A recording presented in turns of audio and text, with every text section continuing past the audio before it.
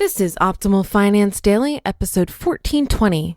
Do I know who I am? Can anyone really answer that question? By Helene Massicotte of freetopursue.com. And I'm your host and personal finance enthusiast, Diana Merriam.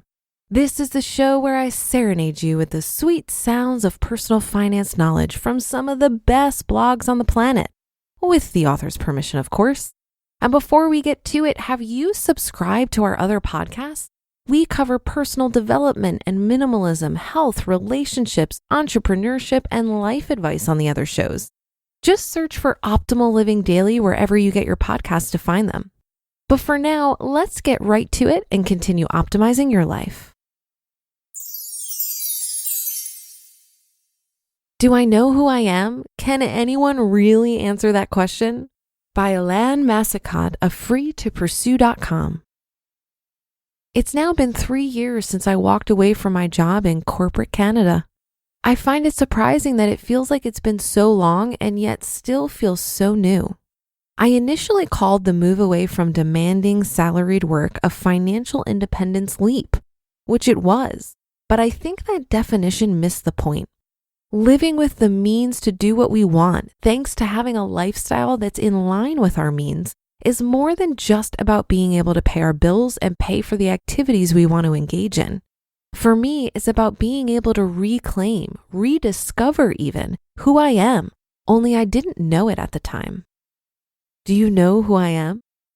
The more I experience what feels like a perpetual yet constantly changing sabbatical, I realize that the most prone to ask others, "Do you know who I am?"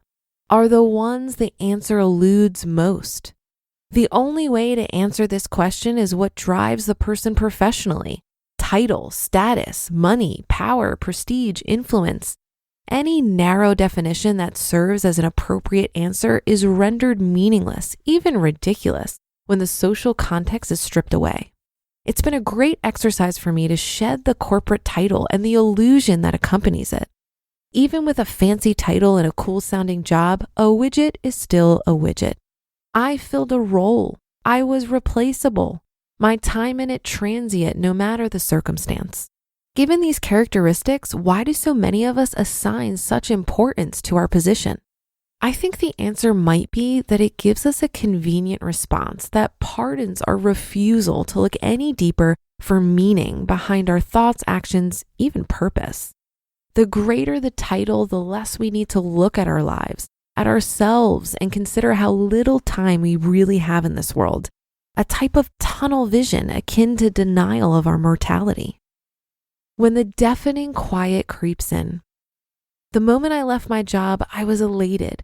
I knew I wanted to leave and I was pleased that I had the guts to pull the plug. Yes, I was high on liquid courage and that did help tremendously. The feeling I had was akin to how we feel when we start a new relationship. There was the thrill of the unknown, the passion, the excitement. I was excited by what each day would bring. Like a glutton, I devoured books the way I'd always dreamed I would. I soaked in the sights and the sounds of the world around me when I walked and biked. I slept like a rock and woke up early with no need for an alarm. And I started to feel more creative than ever before, which led to the birth of this blog as one of my outlets. Much of this is still true, but I have to confess that I had a trying time about a year or so after I left. Once the fanfare of my newfound freedom quieted, it left room for a little voice to creep in. You know the one. Doubt. Had I done the right thing? Had I killed my career? Why was I leaving so much money on the table? Was what I was doing now worthwhile? Was I investing my time wisely? Was I growing as a person? Was I living a meaningful life? What helped me answer these questions was being presented with 2 opportunities to return to corporate life full time. I felt very fortunate to be presented with these offers for 2 reasons. Number 1, it quieted the questions regarding my ability to return at some point in the future if the desire compelled me to go back. Of course I could go back if I wanted. Number 2, it confirmed that I'd made the right choice because what I'd be giving up became clear and I felt the cost would be too high. The freedom to achieve balance, a rediscovered ability to think on a deeper level, the joy of being productive on my terms, despite some hiccups, while not having to report to anyone. Mr. F2P said he was surprised when I turned down not one but both opportunities. He thought I'd take the second one. I asked him if he felt that I should have, and he said no, admitting that he didn't know if I'd be able to see it that way. Sometimes I don't. I think in a way he was pleased, even though he himself has chosen to participate in the workforce full-time, boss and all, at least for now. The experience did lead me to further consider what I missed about corporate life, other than a title, and I found my answers. Working with a team of smart people, collaborating, problem-solving, creating, using skills I use less often now, like speaking, planning, coaching, and mentoring.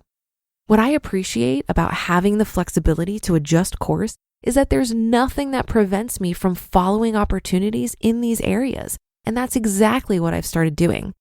In the last year, I've been doing more coaching, writing, and speaking. I've also collaborated with others, mostly on a one-on-one basis, but that could change soon to include small teams. I find these opportunities invigorating and actively seek out more of them. I'm fascinated with how I'm evolving and morphing into doing more of what I want, and that what I want itself changes over time. I'm intrigued and excited to both drive and witness this evolution. I'm discovering that living FI is so much more than living without a set agenda and external obligations. It's about letting your passion and desires drive your choices and your personal growth. It's turning the focus inward where it belongs. Do I know who I am? I'm still working on the answer to the all-important question because I'm having to continually rediscover what I'm about, what I care about. I feel a growing certainty that I'll never get there, and I'm good with that. You just listened to the post titled, "Do I Know Who I Am? Can Anyone Really Answer That Question?" by Helene Massicotte of freetopursue.com. Thanks to Pitney Bowes for their support. Ship like a pro with SendPro Online by Pitney Bowes. SendPro Online is an easy-to-use solution that will allow you to buy postage and print shipping labels online, at the office, at home, or on the go. For as low as $4.99 a month, you'll save up to 40% off USPS Priority Mail. Plus, for being an Optimal Finance Daily listener, you'll receive a free 30-day trial to get started and a free 10-pound scale to ensure you'll never overpay. With SendPro Online, you can calculate exact postage and print from your PC, all while avoiding trips to the post office. It's what we use to mail our Optimal Living Daily workbooks. Totally worth it. You can compare and choose the best rates across carriers, schedule package pickups, and track shipments from departure to arrival. Go to pb.com/OFD to access this special offer for a free 30-day trial plus a free 10-pound scale to get started. That's pb.com/OFD. Ship like a pro, simplify your shipping, and save with a free trial of SendPro Online from Pitney Bowes.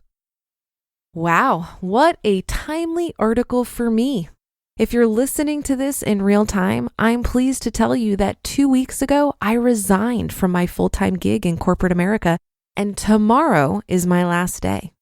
I'm definitely in celebration mode. I've been with my employer for 9 years and have spent the last couple months dealing with all the fears and hesitations that come with walking away from a 6-figure salary. And even though I'm not financially independent, I have what we like to call FU money, or peace out money for the polite among us. This means that I have 2 years of expenses, easily accessible and liquid. So while I have no desire to stop working, I'm going to take the next year to flirt with self-employment and explore some ideas I want to develop for multiple streams of income. Frankly, I've been a bit uncomfortable with having all of my income come from one source for quite some time. It's common knowledge that we should diversify our investments, so why wouldn't we also diversify our sources of income? I think having other work that I'm passionate about, like the Economy Conference, which is an event I produce about financial independence, and hosting this podcast helps a lot with my sense of identity. I can understand Helene's struggle described in this article. Without my fancy title and impressive sounding job, who am I? I would encourage you listeners to invest in creative projects and interests outside of work so that you're attaching your sense of identity to something you have more control over. While my passion projects aren't big sources of income now, I believe they will be a springboard for income that I can't even anticipate at this moment. So while I'm not financially independent, I'm financially secure, and fully feeling the benefits of that is allowing me to step boldly into an unknown future. And what about if my experiment in self-employment over the next year fails? I'll just get another full-time job. And that should do it for today. Have a happy rest of your day, and I'll see you on the Friday show tomorrow, where your optimal life awaits.